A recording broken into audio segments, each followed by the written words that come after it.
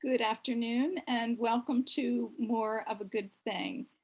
This is an AMDA-sponsored project that was the brainchild of Erin Vignay. And we could go to the next slide, please.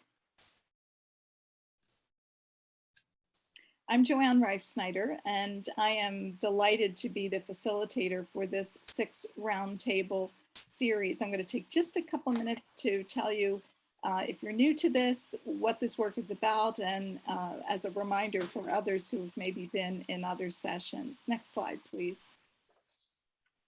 So Erin's brainchild, as I said, was to adapt the age-friendly health systems framework, the 4 M's, and apply those to the work of supporting and making more healthy our care force. And so each one of the M's, as you can see here, relates to specific topics that we're covering regarding workforce or care force issues. You can learn more about age-friendly health systems at the Institute for Healthcare Improvement and see that this is a partnership with the John A. Hartford Foundation.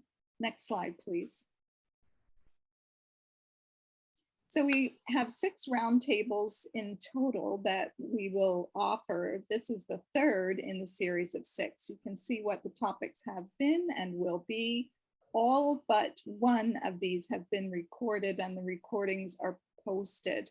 The May 26th was not recorded because we have a wonderful Dr. Beth Loan from the Schwartz Center for Compassionate Healthcare who led those attendees in a Schwartz Center rounds.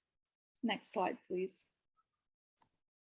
So as a reminder and to level set as we start on today's roundtable, we are a community.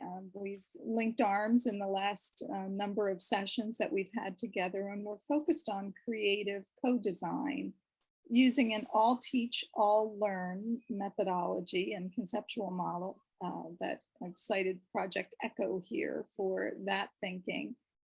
Encouraging each of you to think about, as the IHI encourages all of us, small tests of change. So we hear big ideas and they can seem overwhelming, but we always ask, what one takeaway could you bring to your team by next Tuesday, to use the IHI terminology?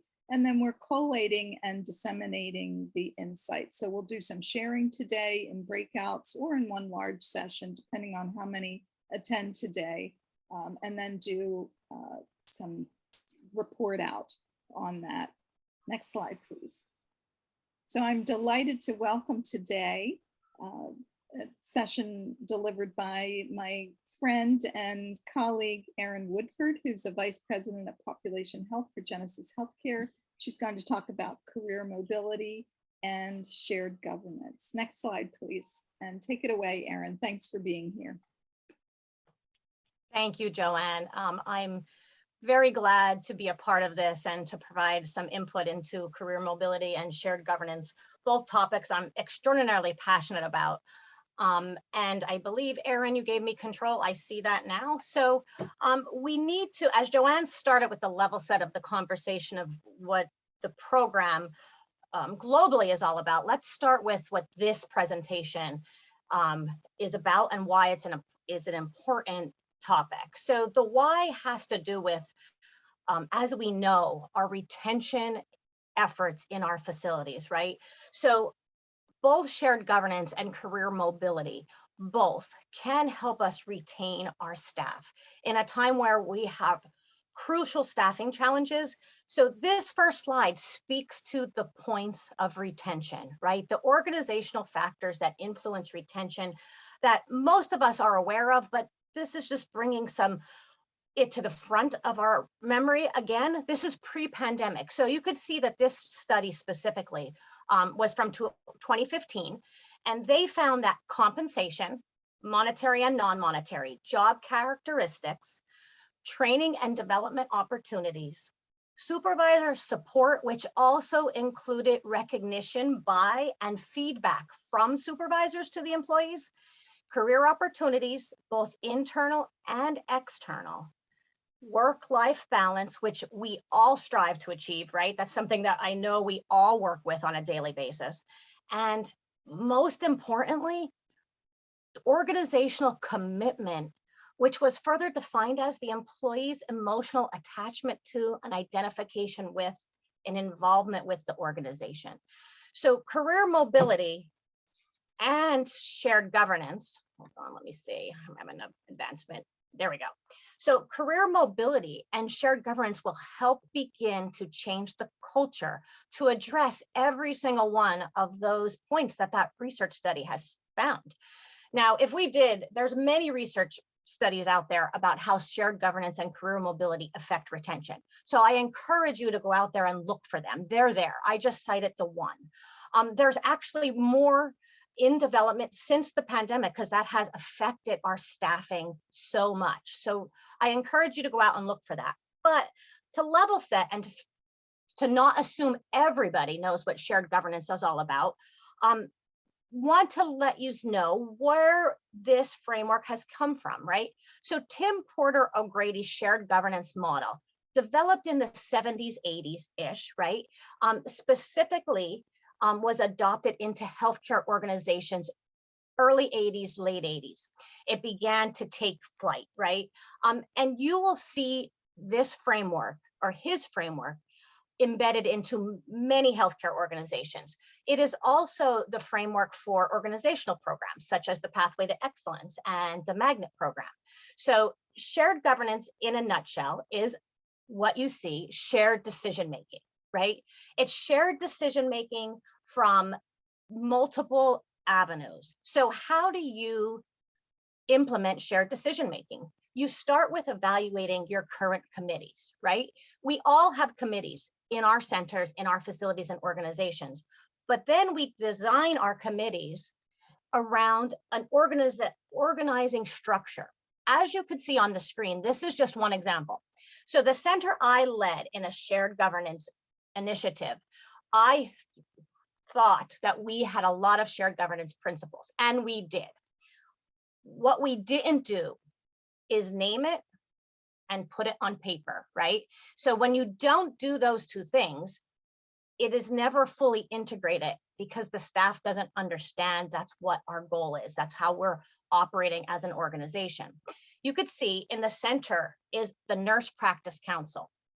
And below and above it is what that Nurse Practice Council is fed into and what we feed into it. So all the subcommittees have representation, and you could see what's important is the upward and downward communication pattern, right? What's not present on the screen or as evident is the feedback loop, right?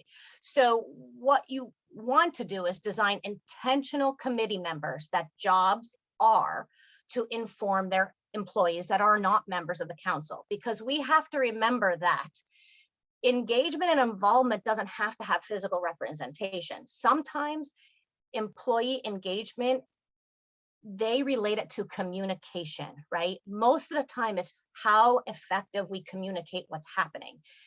Engagement is different for every employee, and we need to make sure that that's present in a shared governance structure. So as you could see, the Nurse Practice Council in the center block was the initial idea of our governing body of how our larger shared governance model was going to work. It was a nursing-led initiative. I'm going to move on, but before I move on, I'm going to tell you, this was the inception model. Once you start, it's going to evolve, and I'll tell you how it evolved very quickly for me. So you see below the Nurse Practice Council is the Coordinating Council. Quickly, after we departed on this journey, right, we identified that people wanted to be involved. We started to have members of other departments in our facility, dietary workers, environmental service workers, activities directors, asking for a larger role in the shared governance model. So what we did with that is, instead of it being a nurse-driven model, it became an interdisciplinary shared governance model where we flipped those two blocks. So organizationally, if you're putting it on paper, we flipped those two boxes. So the Nurse Practice Council moved down where the Coordinating Council is, and the Coordinating Council moved up. So we had an equal representation of all departments. on the governing body of the facility, right? And governing body is lack of a better term, but this is how decisions were made that affected every area of our practice, right? Because we identified that sometimes all the time, multidisciplinary teams are important, but the clinical product is affected by each one of those departments. So the coordinating council quickly became the main council that fed the information flow up and down the chain, if that makes sense. Okay. Oh, there we go. So how do we start? Just begin, right? We begin with one piece. I thought this picture was a great representation of how our facilities all work. Oh, we went up 2 for whatever reason, I don't know. Let me go back. So, give me 2 seconds. There we go. Sorry about that. I believe this picture is a great representation of how our facilities function, right? We have multiple inputs, data inputs that affect the way we run our business, we run our centers and facilities, staffing, scheduling, everything, clinical, we have activities, we have recreation, we have a lot of committees, we have our medical professionals, we have our medical directors, we have multiple inputs. But what shared governance does, when you start to begin to weave it in to your facility, it provides a framework for all of those things. And it provides an avenue for everybody to weigh in on decisions that are equally important to everybody. But the decision-making is then given to or asked for input from the frontline staff that is affected most from the decision. So if you think about if we're weaving a basket, right, we're weaving shared governance into every interaction, every committee, every aspect of the facility process and functioning. And if you want to think about it as a puzzle that's on the screen, I kind of think about it as all these puzzle pieces are a piece of everything. But if I put the border around this puzzle, like the edges, shared governance would be the frame for everything that's inside, right? Because that's how we frame everything. So I thought this was a really good representation and ability to speak to how we want to weave it in. So now let's relate the two concepts. Shared governance, easily related to retention. And I don't think I need to spend a whole lot of time on that. The themes in shared governance are accountability, equity, partnership, and ownership.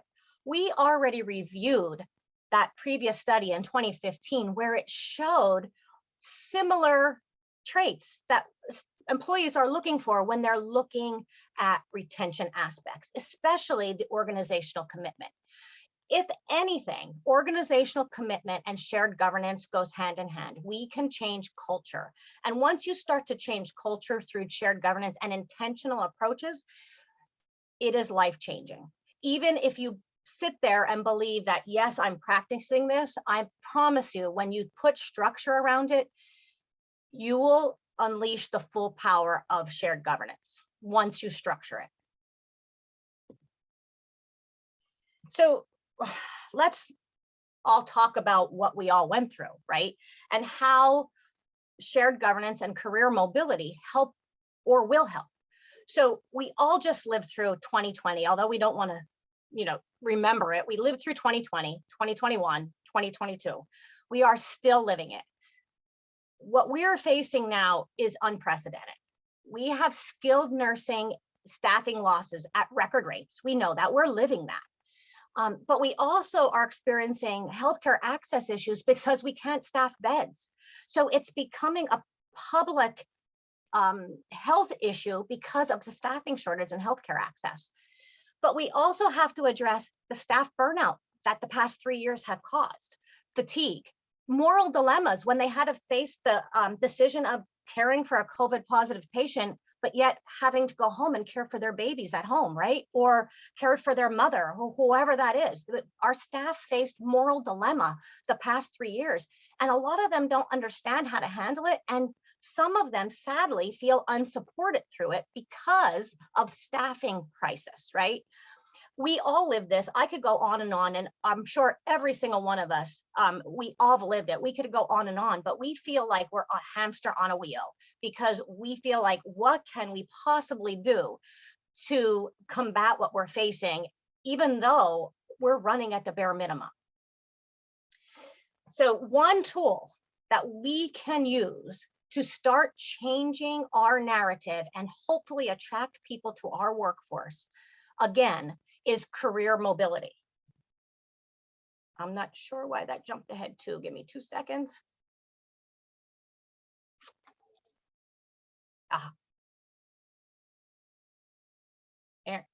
Aaron, it is going crazy. Hold on. Let me see. Okay, there we go. I'm gonna not touch anything. One tool is career mobility, right? So what is career mobility? So upward, downward, or lateral movement of employees across positions. I'm going to pause there and just reiterate, it's any movement, right? Often we think of career mobility as only upward, so career ladders and upward movement through a career mobility program. But what I think is more impactful, especially our current situation, is probably downward and lateral movement right now, right? Because we could highlight the ability to move around and value employees and address quickly retention through those avenues, and hopefully engagement, retention and engagement. So organizational center-based programs that support career mobility can be cost effective because we know we have financial strain right now, but they can be cost effective. They can increase morale, retention, and attract future employees to our workforce, which is what we need right now. But programs that support all or any movements desired by an employee are ideal. This is important because this is where shared governance comes in. We have to take a step back and ask what our employees are looking for, right? We need to get their input, because if we don't get their input on the front end, we might design a program and completely miss the mark, right?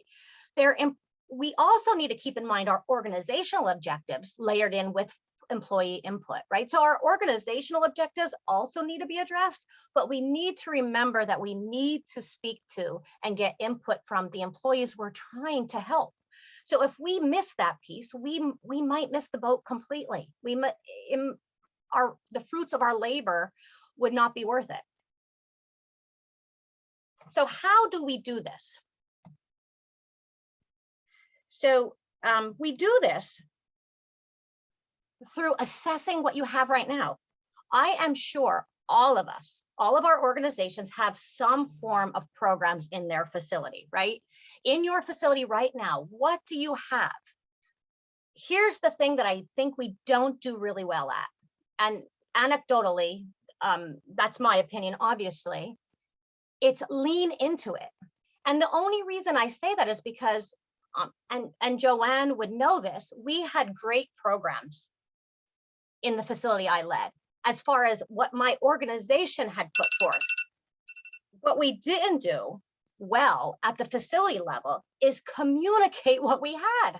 We thought, put it up there on a bulletin board, that's good, people are aware. We weren't talking the talk. We weren't integrating it into daily activities and daily interactions and communications with our employees. We weren't being innovative in the deployment of our programs. And I want to tell you that once we started doing that, things started shifting. Intentional, sustained conversation and communication, highlighting the programs that you already have in place, are crucial. But then when we develop those programs, they're even more crucial because our employees are going to provide us input into our new programs, right? So we need to walk the walk and talk the talk. That's my way of saying it needs to be a daily intentional effort. When we do that, we'll start to see the culture shift. Build programs that are designed for each type of employee, those looking for career advancement, those looking for lateral moves, and most importantly on this slide, and I hate to say most importantly because everything on this slide is important, but we need to, as an industry, destigmatize stepping down from a position of higher authority to one of less responsibility. We are losing valuable leaders in our industry because people feel embarrassed when they step down from a role. And that is nothing to be embarrassed about, but because there's a stigma surrounding that, they're leaving us. And sometimes they're leaving our profession altogether. They're leaving our industry altogether. Other times they're going to a competitor who doesn't know that they were in a leadership position previously. We need to start speaking that because you step down doesn't mean you're less of a leader. It means that you have identified that is not where you need to be in your career at this point, and that's okay. And when we start to do that, we could start to retain valuable leaders.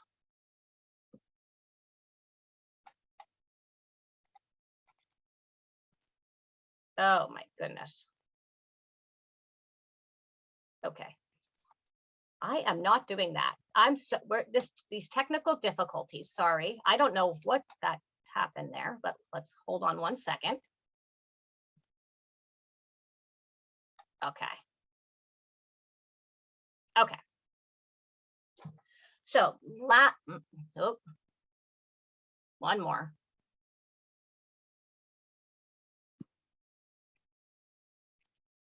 Erin, would it be better if Erin Vignay takes control back? I don't know if Yep, maybe that would be better, Erin, and I'll tell you next slide. I think every time. Yeah, by giving control to you, and it's Erin Vignay, can you do that? Perfect. Got it now. Perfect, Erin, you're on the right one. Thank you. So lateral moves can be, what does mobility and this, how are we going to design that? Lateral moves can be temporary or permanent, right? But what we need to make sure is we make them available to all staff based on predetermined criteria. It cannot be unstructured, right? Because once we have unstructured programs, we begin to have bias, or staff perceive we have bias and lack of fairness, right? And we always want to be fair in the appearance. And because if we can't be fair, then we can't do it, right? We shouldn't do it at all, because the last thing we want to do is for our staff to lose confidence in us as leaders, and for them to perceive us as an organization or facility playing favorites or being unfair. So downward moves, we just spoke about. I'm not going to touch more on that, but we just need to remember we need to destigmatize those downward moves. They're okay. And support our leaders throughout those moves. And then upward moves. Let's talk about upward moves, because on the next slide, we're going to talk more about lateral moves, because I think that's a little bit more impactful based on what we're experiencing right now.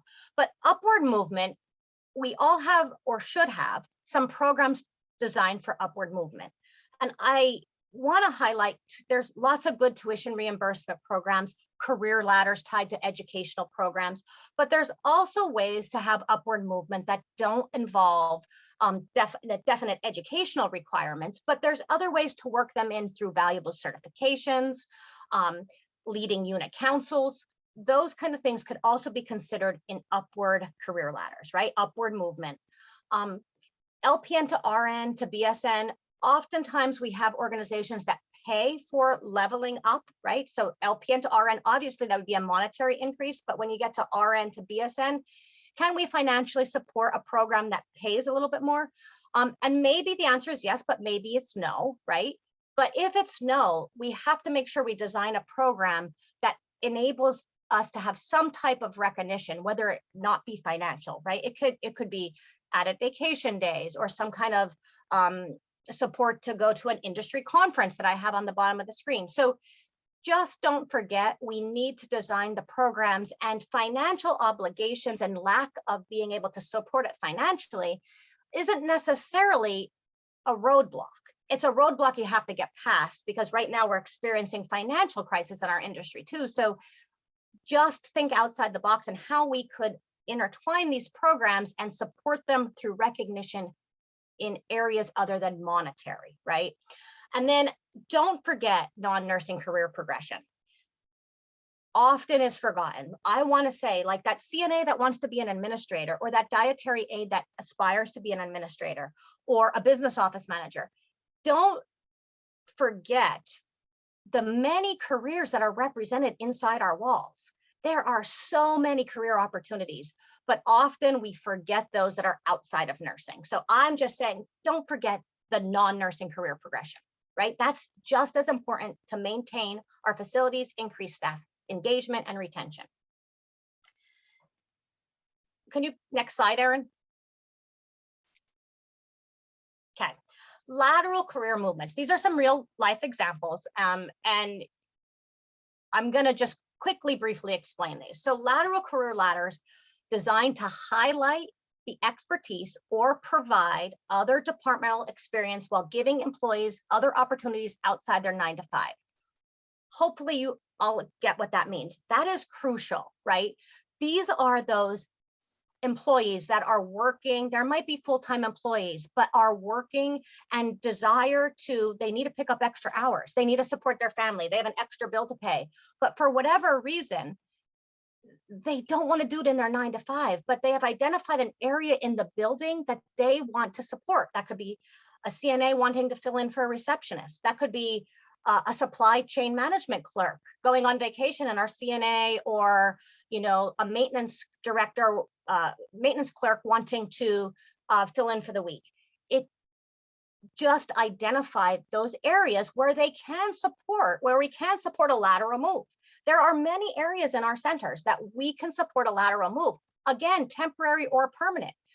Again, needs structure, because once we can't cherry pick our staff for these things. We have to have structure around them, but it can't be the same ones over and over again, because then we start to portray a biased approach to selecting those employees, right? So you need some structure. So ideas, an LPN, this is a real life example from the facility I led, an LPN that demonstrated to me that she had a robust understanding of risk management and event completion. She had no desire, none, to progress, right? To progress to be an RN. But I approached her and said, hey, you are really good at this. Why don't you teach our new hires, our orientation class on risk management? And she said to me, you want me to do that? And I said, absolutely, you're the expert. And she said, okay. So what that one conversation led to LPNs and other nurses teaching, rotating through in a structured way. We had a structured criteria of how to do this. And then they rotated through general orientation to teach sections of general orientation, of which they demonstrated expertise in. Again, cross-training, old term, but resurrect it to mean, hey, that receptionist who's always staying over, maybe they want to be in activity department for a little while. Maybe they want some hours there. Not only will it help us as a facility, but would give them more value as an employee when we approach them. So I'm going to say to you, look at your employees with a different lens. Go in tomorrow and see, observe where they're interacting and what brings them joy outside their normal job, because I'm telling you, it's there. You just have to identify it. Again, intentional programs that are available and communicated to staff regularly and are sustained is the key. Sustainment and intentional programs are the key to a career mobility program. Next slide. Good, thank you. So this is us making it tangible, right? Visible and tangible, easy slide. So on the left, we have a bulletin board that was put in the staff lounge. I actually created the bulletin board for everybody I knew that was in some type of career advancement track, whether it would be education, like a training and technology center, anything, CNA program that was on. I wrote their names on the owls, put them on the bulletin board, right? A week later, I went back, this is on in the staff lounge, and I left a Sharpie and markers and more owls so staff could put their own name on, because obviously we needed to be interactive. A week later, I went back to look at this board and I was shocked at how many employees were in some kind of program that I did not know about. Literally, I was embarrassed. Literally, I was embarrassed as a leader that I had all these people that I needed to support that I did not know. So two things I'm going to highlight, and we're going to move on to the next slide, because I think the name tags speak for themselves, right? Those name tags speak for themselves. We need to recognize and make it tangible, our programs. But going back to that bulletin board, two names were on that bulletin board that were the most shocking. One, I had a CNA that was 2 months away from completing a 4-year psychology degree, and I had an open social worker position. So what do you think I did? I approached her, and she had no idea that she could use her psychology degree in long-term care as a social worker, right, in the state of Pennsylvania. And the second one that was like my biggest aha moment was I had an 11 to 7 LPN nurse that was my employee for about 5 years. She was 2 weeks away from completing her RN degree. I did not know, and none of her coworkers knew. 2 weeks away from somebody that's been in our building for 5 years from completing her RN degree. She was a quiet nurse. She worked 11 to 7. I'm embarrassed to say that she probably worked day shift. I probably would have known, but she wasn't forthcoming with the information. And I realized I never asked. I never asked. And that made me change what I was doing from that point on, right? Next slide. So I just want to highlight, we need to start asking, right? And that's what shared governance helps us do in a structured way. Remember, don't overcomplicate it. Don't get caught in the weeds. Structure is necessary because it helps us be impartial, right? It helps us be fair. It helps us be neutral. It helps us be unbiased. It makes us be fair, and we need to be perceived as being fair and just, or else these programs are not going to work. We cannot portray something that's not fair, right? And not sustainable. Next slide. Okay, and finally, we're at our role of our physicians and practitioners. Equally as important as leaders of that team. If you remember that shared governance structured framework that I presented, excuse me, earlier, our center medical leadership team was at the top. What I need to tell our medical leaders and our medical directors, we value your input. You are in a position of influence, and your opinion is highly valued among all staff. But we need you to be a resource for staff and engaged in center meetings, celebrations, and communications, because we need the staff to see your ownership in the center and the processes in the center. We need you to host career discussions and tap into your connections that I know you have to the outside resources outside the facility, and help us develop these career ladders and the career mobility programs, because resources outside the facility that you probably have connection to are going to be important. And then most importantly, the personal connections and showing active interest in your overall staff well-being is how we begin to shift the culture. I want my CNAs and my aides to go up to and speak to the medical director as an equal member of the team, right? Because you are that member. But oftentimes, because they view you as, high power, right? For lack of a better term, they're afraid to approach you. We need to flip that and make you approachable. Now, whether you want to, I know you want to be approachable, right? But I'm saying how they see you, right? It's all about how others see you. So when we begin to intertwine you into center celebrations, positive outcomes, any kind of center functionings, communication meetings, we begin to form a more personal connection where staff understand they can access you as a resource. And as a leader, not only for the CED, CNE, or DON and administrator, but everybody else. And sorry, you just go back one, and then yes. And I just want to highlight the rock climbing and the ice skating was a true story. When we got to a personal relationship with the physician, they actually hosted an educational session how to get into those activities as stress management, rock climbing and ice skating. But anyway, so just a funny takeaway that it doesn't always have to be clinical related. It could be staff related and extracurricular activities, right? It doesn't have to be everything clinical. And then the last takeaway that I'm going to leave you with is throughout this whole process, you are going to get into pitfalls, right? But we need to understand to overcome those pitfalls. I'll share my pitfall was, why do they always want more? when I started on the shared governance journey and I started on developing my career mobility paths, I put a lot of structure. It took years, right? Years for the whole entire framework, because I want to preface that with, I was going for an organizational program too. So not that this stuff takes years, but I came home and I said to my husband, I said, I just don't get it. Every time I do something, they want more. Like they're always asking me, I complete one thing and they're like, can we do this program? Can we do that program? My husband said to me, do you hear what you're asking yourself? You hear what you're asking me? And I realized that that meant they were engaged. So I'm going to leave you with that. And I think we're going to go into breakout rooms now. Thanks, Erin. Why don't we take the slides down? And I think what we'll do in the interest of time, and we have a intimate group today, why don't we have our breakout with the whole group? What we wanted to talk about today, sort of stimulated by Erin's discussion of shared governance.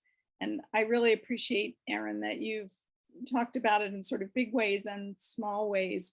What we wanted to talk about is what you heard in what Erin just shared, what you might be doing already as an example of shared governance, and how's that working? How do you know? And what's one takeaway that you might be able to take back to your center, to the leadership group, to stand up, to talk about next week? So I'm going to stop there. Feel free to leave your cameras off or on, whichever way you'd like to participate today, but we'd love to hear from some of you about what you heard, what you're doing, and what you might do.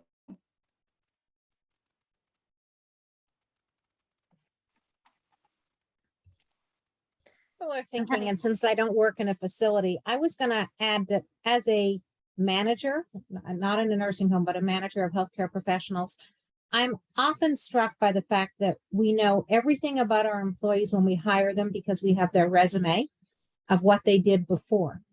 But you raise that interesting point, Erin. We don't keep track of what they're doing now, whether that's in our facilities or whether that's extracurricular. And so, but we have their resume. We know what they did when. And this checking in and constantly seeing, well, what are they continuing to do? What do they continually aspire to do? And how can we, in the positive way, take advantage of that toward improving their work with us and their growth with us? Whether that's up, down, sideways, I agree with you, it doesn't matter, but with us is what matters. Great point, Nancy. Leslie, I think you were starting to say something too. What would you like to share? Thank you. First of all, thank you, Erin, for a fantastic presentation. I feel richer already. I think the interesting thing that I kept on thinking about is some of these ideas I think are all invested in. We know that career mobility is beneficial for humans that work. You know, people want to have choices. And yet I feel that in some facilities, there's this apprehension to change the game. You know what I mean? We've been leading this way.